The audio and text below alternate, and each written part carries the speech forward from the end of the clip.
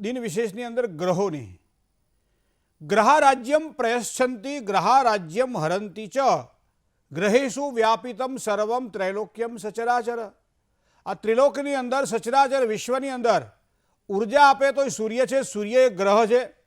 શાંતિ આપે, શીતળતા આપે ચંદ્ર છે। ઉગ્રતા આપે મંગળ છે, બુદ્ધિશક્તિને વધારે બુધ છે। શ્રેષ્ઠતા આપે ગુરુ છે। સંપત્તિ પ્રદાન કરે શુક્ર છે, સંશયોનો નાશ કરે શનિ છે। શરીરની સુખાકારી આપે રાહુ છે અને છેવટે કુળની ઉન્નતિ કરી અને નવી દિશાઓ પ્રદાન કરે એ કેતુ છે।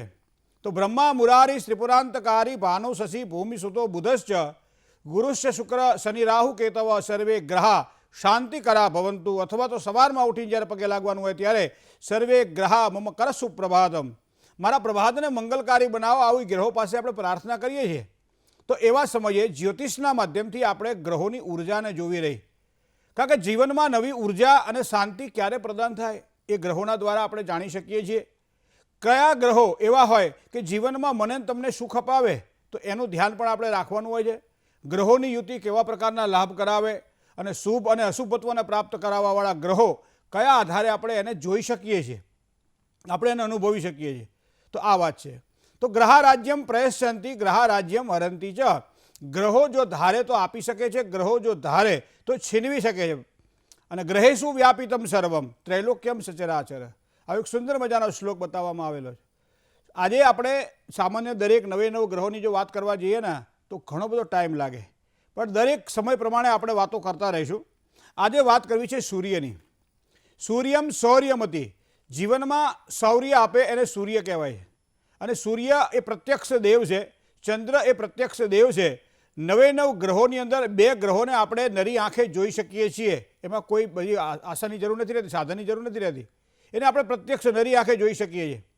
અને માટે ચંદ્રાર્કો યશ સાક્ષિણ જ્યોતિષમ પ્રત્યક્ષમ શાસ્ત્ર એવું કીધું છે। પ્રત્યક્ષ શાસ્ત્ર હોય તો એ જ્યોતિષ છે। તમે કોઈ પણ પંચાંગ જોજો, શું લખ્યું છે? પ્રત્યક્ષ પંચાંગ, તો એ પ્રત્યક્ષ છે। તો સૂર્ય અને ચંદ્રમા એ પ્રત્યક્ષ દેવ છે અને એટલા માટે આપણે સૂર્યનારાયણની ઉપાસના કરતા હોઈએ છીએ। દરરોજ સવારમાં ઉઠીને ચંદ્રનારાયણની ઉપાસના કરીએ છીએ જ્યારે સંકટ ચોથ આવતી હોય, અથવા તો જ્યારે જ્યારે તિથિઓના દિનમાન પ્રમાણે જે ચંદ્રનું બળ જ્યારે મેળવવાનું હોય ત્યારે આપણે ચંદ્રની ઉપાસના કરતા હોઈએ છીએ। જેમ કે પૂર્ણિમાનો ચંદ્રમા એ પૂર્ણ ચંદ્ર માનવામાં આવે અને એના કારણે પૂર્ણિમાને ચંદ્રમાં બીજું મોટા ભાગે પૂનમની લોકો વ્રત કરતા હોય, ઉપવાસ કરતા હોય, તપ કરતા હોય, માતાજીની આરાધના કરતા હોય। શું કામ? કે ચંદ્રમા એનો પૂર્ણ છે। તો મિત્રો આજે આપણે વાત કરીએ સૂર્યની। સામાન્ય રીતે બે વસ્તુ આપણને પ્રાપ્ત થાય, એક શુભત્વ મળે છે, એક અશુભત્વ મળે છે। હવે સામાન્ય રીતે આ બધી વસ્તુઓ તો પ્રારબ્ધના આધારે માણસને પ્રાપ્ત થાય છે। કદાચ કોઈ જતા હોય માઇલસ્ટોન આપણને રોડ ઉપર દેખાય અને અમદાવાદથી વડોદરામાં લખ્યું કે ભાઈ હવે વડોદરા 10 કિલોમીટર દૂર છે, મતલબ વડોદરા 10 કિલોમીટર દૂર ચાલવાનું છે આપણે, પણ એ આપણને સંકેત કરે છે કે હવે તારે 10 કિલોમીટરમાં વડોદરા આવી જશે। એ જ પ્રમાણે મને તમને પ્રારબ્ધના આધારે ગ્રહો સંકેત કરે છે। મારો સૂર્ય બગડ્યો, મારો ચંદ્ર બગડ્યો, મારો રાહુ બગડ્યો, મને શનિ નડે છે, આવી આપણે વર્તમાન સમયે આવી વાતો કરતા હોઈએ છીએ। ગ્રહો ક્યારેય કોઈને નડ્યાના દાખલા છે? કદાચ તમને વિચાર કરો કે શનિ મહારાજની જ્યારે દશા આવતી હોય ત્યારે, શનિ મહારાજની પનોતી આવતી હોય ત્યારે વ્યક્તિ પીડા અનુભવે છે, બધાને એક ખ્યાલ છે, પણ એ ન્યાયનો દેવ છે। જો સારું કર્યું છે તો પરિણામ સારા મળવાના છે, એને બીવાની જરૂર નથી। પણ જેને ખરાબ કર્યું હોય એને હંમેશા શનિ મહારાજ પીડા આપે ને આપે। આ એક ચોખ્ખો સિદ્ધાંત છે। તો આ સિદ્ધાંતને અનુસરી અને શાસ્ત્રની અંદર કંઈક મર્યાદાઓ બતાવવામાં આવેલી છે અને આ મર્યાદાઓના આધારે હું તમે ભવિષ્યનું ફળકથન કરી શકીએ છીએ।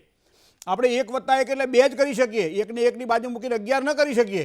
ઘણા પ્રયત્ન કરતા હોય છે કે ઈશ્વરની દયા વગર પાંદડું હલે નહીં, આવી વાત બહુ મોટી મોટી કરે, પણ થડને લાગ્યા હોય હલાવવા માટે, પણ આ પ્રયત્નો વ્યર્થ ક્યાં ગઈ? હંમેશા પ્રારબ્ધથી જ પુરુષાર્થથી પ્રારબ્ધ ઘડાય છે અને પ્રારબ્ધના સંકેતો મને તમને ગ્રહો સૂચવે છે। અને એવા સમયે તમે જોજો, આપણે કોઈ પણ જ્યારે ગ્રહોની આકલન કરતા, ગ્રહોની જ્યારે ભગવાન સૂર્યને નમસ્કાર કરીએ ત્યારે શું કહીએ છીએ આપણે? કે આદિદેવ નમસ્કારમ હે કુર્વંતુ દિને દિને જન્માંતર સહસ્ત્રેષુ દારિદ્ર્યમ ન ઉપજાયતે। ભગવાન વ્યાસનારાયણે નવગ્રહ સ્તોત્રની અંદર જે બનાવ્યું છે એમાં બધું સૂર્યની ઉપાસના કરી છે કે જપા કુસુમ સંકાશમ કાશ્યપેયમ મહદ્રુતિમ તમોરી સર્વ પાપઘનમ પ્રણતોષ્મી દિવાકરમ। મારા પાપનો નાશ કરો, મારા જે તિમિર કહેતા અંધકાર છે અંધકારને દૂર કરો। આવું ભગવાન સૂર્યનારાયણ પાસે આપણે પ્રાર્થના કરીએ છીએ। તો આ સૂર્યનારાયણ આપણને અંધકાર આપે ક્યારે? તો આ વસ્તુ તમને કદાચ માનો કુંડળી આપણે નથી જોઈ, પણ અમુક અણસારથી આપણને ખબર પડી જાય ને જે માણસને કળતર થવા માંડે, જે માણસને એમ કહેવાય ઘણી બધી તકલીફો ઊભી થવા માંડે, ત્યારે એમને ખબર પડી જાય કે હવે મને ડાયાબિટીસ હશે, અને પછી એ ચેક કરાવે તો ડાયાબિટીસ નીકળે. ઘણી વખત કોઈ કિડનીની તકલીફ હોય, ઘણી વખત કોઈ જઠરની તકલીફ, કાંઈ પણ તમારી તકલીફ હોય, અગાઉ એના સંકેતો તમને જોવા મળે. એ પ્રમાણે આજે આપણે વાત કરીએ સૂર્યની. તો સૂર્યની જો વાત કરવામાં આવે તો કયા કયા પ્રકારના એવા જે આપણને જીવનમાં અનુભવાતા હોય અને એના કારણે આપણને એમ થાય ભાઈ સૂર્યનારાયણની પીડા કદાચ મારી કુંડળી પ્રમાણે લખી હશે તો એની આરાધના કરવી જોઈએ, કારણ કે જે પ્રમાણે રોગ હોય તો એ પ્રમાણે ઉપચાર, એ પ્રમાણેની દવા પણ હોઈ શકે છે. તો સૂર્યની અશુભ અસરની તમને વાત કરું. સૂર્યની અશુભ અસરો ક્યારે ક્યારે દેખાય છે આપણને ખબર પડી જાય. હવે તમને જોજો, આપણે પલાઠી વાળીને બેઠા હોઈએ અને ખાલી ચડી જાય, આમાં પગ શૂન્ય થઈ જાય, હાથ શૂન્ય થઈ જાય, ત્યારે સમજી લેવાનું કે સૂર્યની અવકૃપા કદાચ હોઈ શકે છે. આ નાની નાની બાતો છે પણ સાંભળવા જેવી ખરી, સમજવા જેવી ખરી. ભાગ્યોદયની અંદર વારંવાર જ્યારે અડચણ આવતા હોય, પોતે કરેલા કર્મના પરિણામ પૂરા ન મળતા હોય, મહેનતના પ્રમાણમાં ફળ ન મળતું હોય ત્યારે પણ, અથવા તો માન અને સન્માન ન મળતું હોય ત્યારે પણ સમજી લેવાનું કે સૂર્ય કુંડલીમાં ક્યાંક બળવાન નથી, જેના કારણે ગમે એટલું કરીએ છીએ છતાં માન પણ મળતું નથી અને સાથે સાથે સન્માન પણ મળતું નથી અને કાર્યકારણ વગરની પીડા ભાગ્યોદયમાં અવરોધ ઊભા કરે છે. ઘણા માણસો તમે જોજો આળસુ બહુ હોય, સુસ્તી એનામાં બહુ તમને જોવા મળે. તો આવા આળસુ અને સુસ્તી જેનામાં વધારે હોય એવા વ્યક્તિઓને પણ સૂર્યની પીડા હોય છે. નકારાત્મક વિચારો જેને વધારે આવતા હોય, સારા વિચારો જ ના આવતા હોય, હંમેશા હોણા ખાડા આવે જ નહીં, ખોટા જ બધા વિચારો આવે, આવા વ્યક્તિમાં પણ સૂર્યનું ધ્યાન રાખવું રહ્યું. હૃદયની બીમારીની વાત કરવામાં આવે, આંતરડાની પીડાની વાત કરવામાં આવે, આંખોની તકલીફની વાત કરવામાં આવે, ત્યારે પણ સૂર્ય નબળો હોય એવું માની શકાય. કુંડળીની અંદર બીજા સ્થાનમાં અને 12મા સ્થાનમાં જ્યારે સૂર્ય પડ્યો હોય ત્યારે મોટા ભાગે આવા વ્યક્તિઓને તમે જોજો આંખે નંબર આવશે, ચશ્મા આવશે, આંખો નબળી થશે. નાનપણમાં ક્યારેક ક્યારેક 8 કે 10 વર્ષના છોકરાઓને મોટા ચશ્માઓ જ્યારે જોઈએ ત્યારે આપણને એમ થાય કે આ જન્મમાં તો કેમ આવું, પણ આ તો બહુનામ જન્મ બનાવવા માટે કેટલાય જન્મોની કમાણી હોય ત્યારે આ વસ્તુ પ્રાપ્ત થતી હોય છે. મિત્રો, તો આ વસ્તુને ધ્યાનમાં રાખવી પડશે. મોઢાની કે દાંતની તકલીફ હોય ત્યારે પણ સૂર્યનારાયણની અપીડા. વડીલ વર્ગ ઘરમાં જ્યારે તકલીફ અનુભવતો હોય ત્યારે સમજી લેવાનું કે પૂર્વ દિશા એ સૂર્યની દિશા છે અને પૂર્વ દિશામાં કોઈ પણ પ્રકારનો જો વાસ્તુ દોષ તમને લાગતો હોય તો એ વડીલો ઘરમાં બહુ પીડા પામતા હોય છે. તો આ પણ આપણે સૂર્યના આધારે જોઈ શકાય છે. પિતાનું સન્માન ન કરે તો પણ એ સૂર્યની પીડાના આધારે જોઈ શકાય છે. રાત્રે જે લોકો મોડા સુધી જાગે છે અને સવારમાં મોડા ઉઠે છે એ પણ સૂર્યની પીડા અનુભવતા આપણને જોવા મળે છે. કોઈ પણ પ્રકારે ન્યાયનું ઉલ્લંઘન કરતા જોવા મળે ત્યારે પણ સૂર્યની પીડા કુંડળીમાં હોવાની. તો આ પ્રમાણે આ સૂર્યની પીડા હોય તો આપણને ખબર પડે. જન્મકુંડળીમાં તો તુલા રાશિનો સૂર્ય જોઈએ તો નબળો થઈ જાય, જેના કારણે પીડા અનુભવાય. આવી ઘણી બધી બાબતો જોવાની હોય છે. પણ આ પીડામાંથી મુક્ત થવા માટે સૂર્યનારાયણની ઉપાસના કઈ રીતે થાય એની પણ વાત કરીશું. મિત્રો, આપણે વાત કરતા હતા કે સૂર્ય જ્યારે કુંડળીમાં નબળો હોય ત્યારે કેવા કેવા પ્રકારના સૂચનો કરે છે, કેવા કેવા પ્રકારના ચિહ્નો આપણને જોવા મળે છે. ખાસ કરીને સરકારી નોકરીમાં પણ કદાચ તમારી આવડત, લાયકાત અને અભ્યાસ હોવા છતાંય સરકારી નોકરી જ્યારે ન મળતી હોય ત્યારે પણ સૂર્ય કુંડળીમાં ક્યાંક નબળો હોય એવું માની શકાય છે. તો એના માટે શું કરવું જોઈએ જેના કારણે સૂર્યની પ્રસન્નતા આપણને પ્રાપ્ત થાય? તો પહેલાં તો સવારમાં સૂર્યના ઉદય પહેલાં જે વ્યક્તિ ઉઠે છે, રાત્રે વહેલા જે સૂવે વહેલા ઉઠે વીર, બળ બુદ્ધિને ધન વધે સુખમાં રહે શરીર. તો એટલા માટે કહેજો આદિદેવ નમસ્કારમ હે કુર્વંતુ દિને દિને જન્માંતર સહસ્ત્રેષુ દારિદ્ર્યમ નોપજાયતે. દરિદ્રતા ના આવે જે સવારમાં વહેલો ઉઠે એના માટે. તો આ વસ્તુ ખાસ ધ્યાનમાં રાખવાની. સૂર્ય નબળો હોય તો દરિદ્રતા આવે છે અને સૂર્ય નબળો ન કરવો હોય તો તમારે સવારમાં વહેલા ઉઠવું પડે. વહેલા ઉઠી નાહી ધોઈ સૂર્યનારાયણને જળ ચડાવવું પડે, કારણ કે આ ગૃહસ્થાશ્રમનો નિયમ છે, આ પરિવારનો નિયમ છે, સનાતન ધર્મનો નિયમ છે કે ઉગતા સૂર્યની પૂજા જળ ચડાવીને કરવી જોઈએ. સાથે સાથે ભોજનની અંદર બને તો સ્વચ્છ અને શુદ્ધ અને શાકાહારી ભોજન અને સમય અનુસાર ભોજન લેવું તો એ પણ સૂર્યનારાયણની પ્રસન્નતા પ્રીતિ પ્રાપ્ત કરાવડાવે છે. નજીકમાં, ઘરમાં, પાડોશીઓમાં અથવા તો દવાખાનામાં ક્યાંક જાઓ અને દર્દી જ્યારે પરેશાન થતો હોય અથવા તો દર્દીનું કોઈ સગાવાલું એની પાસે ન હોય, આવા સમયે તમે એને દવા લાવી આપો, એને ફળ લાવી આપો, યોગ્ય જગ્યાએ દવાખાનામાં, હોસ્પિટલ તમે દાખલ કરો, તમે એની શુશ્રૂષા કરો ને તો એ સૂર્યનારાયણ પાવરફુલ થાય છે, જેના કારણે તમને સારી પ્રગતિના ચિહ્નો દેખાય છે. માણેકનું રત્ન ધારણ કરવામાં આવે, અંગ્રેજીમાં રૂબી કહેવાય છે. માણેકનું રત્ન જમણા હાથની ત્રીજી આંગળીએ પુરુષોએ, સ્ત્રીઓએ ડાબા હાથની ત્રીજી આંગળીએ જો ધારણ કરવામાં આવે તો પણ સૂર્યનું બળ એને પ્રાપ્ત થતું જોવા મળે છે. એક સુંદર મજાનો સ્તોત્ર છે આદિત્ય હૃદય સ્તોત્ર. તો આદિત્ય હૃદય સ્તોત્રનું પારાયણ પાઠ કરે તો એને પણ સારી સફળતા મળે. 7000 મંત્ર છે સૂર્યના, કળિયુગમાં 4 ગણા કરવા જોઈએ. તો 28,000 મંત્ર જાપનું અનુષ્ઠાન કરી સૂર્યનારાયણને પ્રસન્ન કરે, સૂર્યનું યંત્ર પાસે રાખે તો પણ સારી સફળતા પ્રાપ્ત થાય છે. ઘઉં હોય, ગોળ હોય, આવી બધી વસ્તુનું દાન કરવામાં આવે, તાંબુ હોય એનું દાન કરવામાં આવે તો આ બધી વસ્તુઓના કારણે પણ સૂર્યનારાયણની પ્રસન્નતા પ્રાપ્ત થાય છે. નજીકમાં કોઈ બિલીનું વૃક્ષ હોય તો બિલીના વૃક્ષમાંથી એક મૂળ થોડુંક લઈ લેવાનો ટુકડો લઈ લેવામાં આવે અને ગજવામાં રાખવામાં આવે. સરકારી નોકરીમાં તો ખાસ કે બિલીના મૂળને ગજવામાં રાખવામાં આવે. દરરોજ સવારમાં સૂર્યનારાયણને જળ ચડાવી અને 108 જાપ કરવામાં આવે સૂર્યનારાયણના, તો પણ એમ કહેવાય છે કે એને સારા ફળની પ્રાપ્તિ થાય છે. એકમુખી કે 12મુખી રુદ્રાક્ષ પણ જો ધારણ કરવામાં આવે તો સૂર્યનારાયણની કૃપા પ્રાપ્ત થાય છે. આ થઈ દિન વિશેષની વાત. એક કોલર મિત્ર સાથે વાત કરીએ. હલો, જય ગણેશ. જય ગણેશ.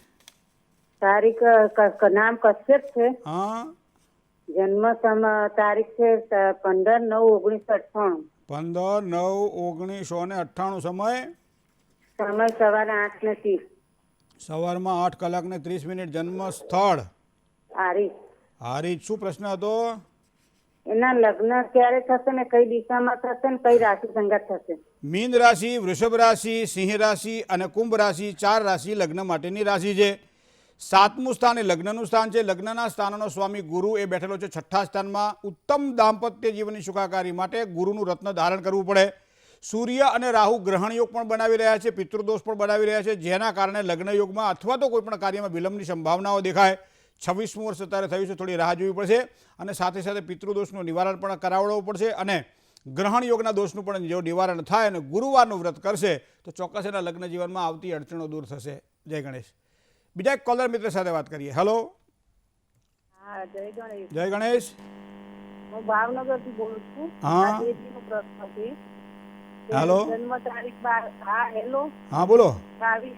એની જન્મ તારીખ 22/9. હા, સમય સાંજે જન્મ સમય સાંજે 8:30 વાગે. બરાબર અને જન્મ સ્થળ ભાવનગર. બરાબર. એના તબિયત સારી નથી રહેતી, કિડનીનો પ્રોબ્લેમ તો નાનપણથી છે. 22/98 ને? હા, 22. 26મા વર્ષે બીપી આવ્યું? હા. કોની છે આ કુંડળી? એટલે મારી બેબી બી છે. બેબી તમારી ક્રોધી અને જિદ્દી છે એટલે બીપી આવ્યું? હે? ક્રોધી અને જિદ્દી છે ને એટલે બીપી આવ્યું. મંગળ સિંહ રાશિનો અને પાછો રાહુ સાથે યુતિમાન, એ પાછો 4થા સ્થાનમાં, હૃદયના સ્થાનમાં. ઘણી વખત આપણને એમ થાય કે ભાઈ આ નાનપણની અંદર કયા કયા પ્રકારના રોગો આવા ઉત્પન્ન થાય છે જે પીડા આપે છે, તો એના માટે ગ્રહોને જો ધ્યાનમાં રાખવામાં આવે તો બ્લડ સર્ક્યુલેશન જેને કહી શકાય, લોહીનું પરિભ્રમણ, એમાં મંગળનું ખૂબ જ મહત્ત્વ માનવામાં આવે છે. જેમ કહીએ પાણી ચડાવવા માટે જે મોટરનો ઉપયોગ થાય એમાં આખા શરીરમાં જે લોહી જે છે, બ્લડ જે છે, એના પર મંગળનું પ્રભુત્વ છે. અને અહીંયા મંગળ બેઠેલો છે રાહુ સાથે 4થા સ્થાનની અંદર અને આ સ્થાનને અંગાર યોગ તરીકે, મંગળ અને રાહુ અંગાર યોગ કરે, અંગાર યોગ દોષ તરીકે અહીં માનવામાં આવે. તો પહેલાં તો એને શાસ્ત્રોક્ત વિધિ વિધાન પ્રમાણે અંગાર યોગના દોષનું નિવારણ કરાવડાવવામાં આવે. મંગળવારના દિવસે ભગવાન ગણપતિને યાદ કરે, ગણપતિની સ્તુતિ પાઠ પૂજા જે કંઈ કરવાનું એ કરે, મંગળવાર એકટાણું કે ઉપવાસ કરે તો પણ એને સારી સફળતા મળે. હવે આ તો શરીરના રોગ છે, દવાની સાથે દુવાની પણ જરૂર પડે તો ભગવાન ગણપતિને યાદ કરશે, ગણપતિની પૂજા કરશે તો ચોક્કસ એને સારી સફળતા મળે. અંગાર યોગના દોષનું ચોક્કસ આપ નિવારણ કરાવડાવી લેજો. જય ગણેશ. કોલર મિત્ર સાથે વાત કરીએ. હલો, મારું નામ પલ્લવીબેન છે. હા, મારા પલ્લવીબેન. ભાઈ માટે, હા, મારા ભાઈ માટે પ્રશ્ન છે. શું ભાઈનું નામ? રાજ નામ છે એનું. જી, જન્મ તારીખ? હા, એની જન્મ તારીખ છે 10/10/80. સમય એટલે 9ની રાતે 3:18 અને જન્મ સ્થળ છે કોડીનાર. બરાબર. અને એને દેવું વધી ગયું છે અને આડા રસ્તે ચડી ગયો છે. તો આને કોઈ ફસાયો છે કે શું? અને એકચ્યુઅલી આ ટ્વિન્સ છે, બે ભાઈઓ. તો એક એકદમ સુખી છે અને એક એકદમ દુખી. તો આનું રીઝન શું? કારણ કે મારા ભત્રીજો અને મારા ભાભીનો થોડો અમને પેલું થયું, એનું ઘર ગાડી બધું જ વેચાઈ ગયું. આ નોર્મલ ડિલિવરીથી જન્મ્યા છે કે સિઝર કર્યું છે? નહીં, નોર્મલ એસી. એટલે જુઓ, અત્યારે આ વર્તમાન સમયે કુંડળીને આપણે ધ્યાનમાં રાખીએ. અત્યારે જે કોઈ જન્મ લે છે મોટાભાગે સિઝર થતું હોય છે અને સિઝરમાં એક પછી તરત બીજું બાળક લઈ લેવામાં આવતું હોય છે, જેના કારણે 2 મિનિટથી ઓછું અંતર જોવા મળે છે. જ્યારે નોર્મલ ડિલિવરી થાય ત્યારે 3 મિનિટ અથવા 3 મિનિટથી વધારેનો સમય લેતા હોવાના કારણે 9મો કુંડળી બદલી જતી હોય છે. અને એવા સમયે આપણે જોઈએ છીએ કે એક વ્યક્તિ ખૂબ જ આમ ગર્વિષ્ઠ અને દરેક પ્રકારે શ્રેષ્ઠ હોય અને એક વ્યક્તિ થોડા મોટા ભાગે આપણને આવું જોવા મળે છે. તો અહીંયા કુંડળીના આધારે જો મારે આપણે વાત કરવી હોય તો બીજા પરિવારના સ્થાનની અંદર સૂર્ય સાથે શનિ બેઠેલો હોવાના કારણે પરિવારને પીડા આપે, આવું વ્યક્તિત્વ એનું થાય. સાથે બુધ હોવા, ગુરુ હોવાના કારણે પોતે જો સ્ટેટસ, જે પોતાનું માન ઇજ્જત જે હોય એ ઇજ્જત પણ ગુમાવવાનો વારો આવે અને એના કારણે પરિવાર પણ દુઃખી થાય. તો આ કુંડળીના યોગ દેખાઈ રહ્યા છે. ત્રીજી વાત મારે વૃશ્ચિક રાશિના મંગળની કરવી છે. જે ચોથા સ્થાનની અંદર આ મંગળ સારો નહીં, પોતે પોતાની રાશિનો હોવા છતાંય મંગળ ક્યારેક પાપાક્રાંત બનતો હોય ત્યારે એ માણસનું કરજ વધારી દેતો હોય છે, દેવું વધારી દેતો હોય છે. અને માથાના વાળ અને દેવું ક્યારે વધે ખબર નથી હોતી. આ મંગળ પહેલા સ્થાનમાં, ચોથા સ્થાનમાં, 7મા, 8મા, 12મા સ્થાનમાં, 5મા કે 9મા સ્થાનમાં જ્યારે પાપાક્રાંત બનતો હોય ત્યારે પીડા મોટા ભાગે વ્યક્તિઓ અનુભવતા હોય છે. બીજી વાત, ચંદ્ર સાથે બેઠેલો બુધ વિદ્વાન, જ્ઞાની બધી રીતે તૈયાર હતો એક સમયે, પણ જેમ જેમ સમય આવતો ગયો, કોઈની સાથે ભોળવાતો ગયો, એમ આ બુધ એ ચંદ્ર સાથે યુતિમાં હોવાના કારણે માનસિકતાનો બીજા ઉપયોગ, જેને કહેવાય દુરુપયોગ થયો અને એના કારણે પીડા. આ બધી વાતો મેં તમને કરી, ખાલી તમે જે અનુભવી રહ્યા છો તોય. પણ મારે એનો ઉપાય બતાવો તમને. બીજા સ્થાનની અંદર સૂર્ય શનિ સાથે બેઠેલો હોવાના કારણે આ યોગને સંઘર્ષ યોગ કહેવામાં આવે છે. તો સંઘર્ષ પરિવારને મળે છે, પોતાને મળે છે, પોતે દુઃખી થાય, પરિવારને દુઃખી કરે. તો પાઠાત્મક લઘુરુદ્રની સાથે સાથે આ સંઘર્ષ યોગના દોષનું વિધિપૂર્વક નિવારણ કરાવડાવવામાં આવે તો સારી સફળતા મળે. ભાગ્યસ્થાનનો સ્વામી તો ચોથા સ્થાનમાં પ્રબળ બન્યો, મતલબ માતા જેટલું આ બાળકને વધારે જેમ કહેવામાં આમ જે ભૂલ થતી હોય તે ટપારે પણ ખરા. અને માતાનો મુખ્ય હિસ્સો આને સુધારવા માટેનો છે. તો એ માતા પોતે પોતાની જવાબદારીને સંભાળી પુત્રને સુધારવા માટે પ્રયત્ન કરશે તો વધારે સારી છે. પિતા સાથે લેણું ઓછું દેખાય છે, માતા સાથે લેણું સારું છે, તો માતા જેને સુધારી શકશે. બીજી વસ્તુ મારે આપને કહેવી છે કે શનિ મહારાજ ગુરુ સાથે બેઠેલા હોવાના કારણે હજી આપણી પાસે સમય છે 2025ના માર્ચ મહિના સુધી હજી આપણે એને સુધારી શકીએ એમ છીએ. જો અનુકૂળતા હોય ચોક્કસ આ પ્રમાણે કરજો. બાકી કોઈએ કરી નાખ્યું હોય ને કોઈનું કંઈક થઈ ગયેલું હોય, આવી બાબતોમાં જ્યોતિષશાસ્ત્ર તો માનતું નથી, એની મર્યાદા છે, માટે આ બાબતે ધ્યાનમાં રાખવું. જય ગણેશ. કોલર મિત્ર સાથે વાત કરીએ. હલો હલો હલો, જય ગણેશ. હા જય ગણેશ. હા. આપણે કુંડળી જોડાવી હતી છોકરા ને છોકરીની કે મેચ થાય છે કે નહીં એમ. એવું આમાં ના જોવાય બેન. એવું છે? તો આ તો બધું અડધું જ જોવાય આમાં તો બધું. હા, એટલે ખાલી એમ જોઈ આપો તો ખરી કે થાય એવું છે કે નહીં એમ. દાણા નાખીને જોઈ આપું? હા, દાણા નાખીને જોઈ આપો. જો તમે ગમે એમ કરો પણ મેળવી દો એમ. હા, ઉભા રહો, એક જ મિનિટ ચાલુ રાખો. 1 મિનિટ. છોકરાની જન્મ તારીખ બોલો ફટાફટ. છોકરાની છે 23/12/92. 23/12/1992. સમય હા, સવારે 4:15. સવારમાં 4 અને 15. જન્મ સ્થળ અને જન્મસ્થળ અમદાવાદ. છોકરીનું નામ? છોકરીનું 1 મિનિટ ચાલુ રાખજો. એ ચાલુ ના રખાય, જલ્દી કહો. છોકરીનું નામ શું છે? જે હોય તારીખ કહો. અશ્વિની. અશ્વિની, ભરણી કે કૃતિકા, જે હોય જન્મ તારીખ હોય એનો. અશ્વિની અને એની જન્મ તારીખ છે 5/5/1997. 5/5/1997. સમય? અને સમય છે સાંજના 5 વાગે અમદાવાદ. 5/5 ને? હા, 5 વાગે અમદાવાદ. 5/5/1997. સમય? સમય છે સાંજના 5 વાગે. બરાબર. જન્મસ્થળ? જન્મસ્થળ અમદાવાદ. જો બોલો કેટલો સમય મારો તમે થઈ અશ્વિની ગયા. નામ છે. હા, હવે એના ગુણાંક જોવો ને તમે, તો ગુણાંકની અંદર તો ખાલી 14 ગુણાંક આવે છે. શું કરશું? નાડી દોષ લાગે, ભકુટ દોષ લાગે, બધું બહુ દોષકારક છે. આગળ વધવું હોય તો વિચાર કરવો પડે. જય ગણેશ. બીજા એક કોલર મિત્ર સાથે વાત કરીએ. હલો હલો, હેલો, જય ગણેશ. જય ગણેશ. હા, એ મારે છે ને મારા ભાઈ બારામાં જોવડાવવાનું છે. આ ભાઈ બારામાં શું જોવડાવવાનું છે? એ ભાઈમાં એવું છે કે આપણે એનું આવનારું ફ્યુચર કેવું રહેશે, એ ધંધામાં કેવો પ્રગતિ કરશે, પછી બીજું એમના મેરેજનું શું થશે, પછી એટલે એમ કે એનું બધી લાઈફ ટાઈમ બધી સારી રહેશે ને એમ. પછી એટલે એમાં એવું છે કે અત્યારે છે ને બહુ હેરાન થાય છે. ભણવામાં બધા તો બધું સ્ટ્રગલ નથી એનું, પણ અત્યારે ધંધામાં જન્મ તારીખ જન્મ તારીખ 13/2/2004. 13/2/2004. સમય? સમય સવારે 7:30 શુક્રવારે. હવે મુખ્ય પ્રશ્ન શું છે એ કયો? એમાં એવું છે કે ભાઈને છે ને આવનારું ભવિષ્ય અને એના લગ્ન આવનારું ભવિષ્ય તો બહુ સારું છે. બીજી કઈક સારી વાત કરો ને. તો એના લગ્ન નું શું થશે? લગ્નમાં તો કેટલા 20 વર્ષ થયા ને, જોઈએ વાર છે લગ્ન હજી 4 વર્ષની. પણ એ વસ્તુ સાચી છે, પણ એમ કે એની ઘરવાળી કેવી મળશે? ઘરવાળી બહુ સારી મળશે, તમારું માથું ભાગે એવી. અને હવે સાંભળ્યું? ના ના, સારું છે, કુંડળી સારી છે. એનું કારણ તમને કહું, કુંભાધિપતિ શનિ 5મા સ્થાનમાં છે. જન્મ કુંડળીમાં જ્યોતિષશાસ્ત્ર એવું કહે છે કે લગ્નેશ જ્યારે 5મે અને 9મે બેઠો હોય ત્યારે વ્યક્તિ ભાગ્યશાળી બને છે. સૂર્ય અને બુધ 12મા સ્થાનમાં છે, તો સૂર્યનું એક સારું રત્ન ધારણ કરશે તો એને સફળતા આગળ સારી મળશે, ફ્યુચર એનું સારું છે. તુલાદીપ જે શુક્ર છે કુંડલીમાં ભાગ્યસ્થાનનો માલિક જે છે એ બીજા સ્થાનમાં પરિવારનું જતન કરવાવાળો, પરિવારને પ્રીતિ આપવાવાળો, માતા પિતાનું સારું સુખ ભોગવવાવાળો અને દરેક રીતે કાર્યમાં આગળ વધી શકે છે. પેલો સૂર્ય એક 12મા સ્થાનમાં હોવાના કારણે આત્મવિશ્વાસ થોડો ઓછો હોય તો એના માટે આગળના ભવિષ્યની સારી સુખાકારી માટે સૂર્યનું સારું રત્ન ધારણ કરાવડાવજો. રવિવારે 1 ટાણું ઉપવાસ કરાવવાનો કરજો. લાલ નાળાસળી જમણા હાથના કાંડે બાંધી દેજો, એને ખૂબ જ સારી સફળતા મળશે. જય ગણેશ. કોલર મિત્ર સાથે વાત કરીએ. Hello hello hello. જય ગણેશ. હા, જય ગણેશ. હા, હેલો, જય ગણેશ. જય ગણેશ. અરે મહેન્દ્રભાઈ, અમારા બેબી માટે પૂછ્યું હતું. જન્મ તારીખ? જન્મ તારીખ છે 6 તારીખ 2 મહિનો 2016. 6/2/2016. હા, 2016 શનિવાર છે અને 10 વાગ્યાનો ટાઈમ છે સવારનો. સવારમાં, અને બરાબર. ગાંધીનગર સિવિલ જન્મ છે. હા, શું પ્રશ્ન હતો દીકરીનો? દીકરીનો પ્રશ્ન એ છે કે એ ભણવામાં આગળ કેવી રીતે? તમે ઇંગ્લિશ મીડિયમમાં ભણેલા છો? કેવું છે? તમે હાલો? ઇંગ્લિશ મીડિયમમાં ભણેલા છો? અરે હાલો, તમે છોકરીનું ખાલી ભવિષ્ય કેવું છે? મારી તમારું દીકરીનું માના ભવિષ્ય પરથી છોકરીનું ભવિષ્ય આવે ને. તમે કેટલું ભણ્યા? હું ભણેલી છું, 9 પાસ થયું. પેલા પેરેન્ટ્સ એવા હતા નહીં કે ભવિષ્ય છોકરાનું સારું આટલું બધું વિચારી કરે તો ગણપતિ બાપા મોરિયા જુઓ, દરેકનું ભાગ્ય પોતાની સાથે હોય છે. આ તો ખાલી આનંદ કરી રહ્યો છે. કર્કાધિપતિ ચંદ્રમા કુંડળીની અંદર 5મા સ્થાનનો માલિક બનેલો છે અને બેઠેલો છે કેન્દ્રમાં, મતલબ શુક્ર સાથે યુતિમાં હોવાના કારણે કોમ્પ્યુટર હોય, આઈટી ક્ષેત્રમાં કોઈ પણ જગ્યાએ એને ભણવાનું હોય, અભ્યાસમાં કોમ્પ્યુટરનો જેમાં વધારે ઉપયોગ થવાનો, બુદ્ધિશક્તિનો વધારે ઉપયોગ થવાનો હોય એવા અભ્યાસક્રમની અંદર સારી સફળતાના યોગ એના દેખાઈ રહ્યા છે.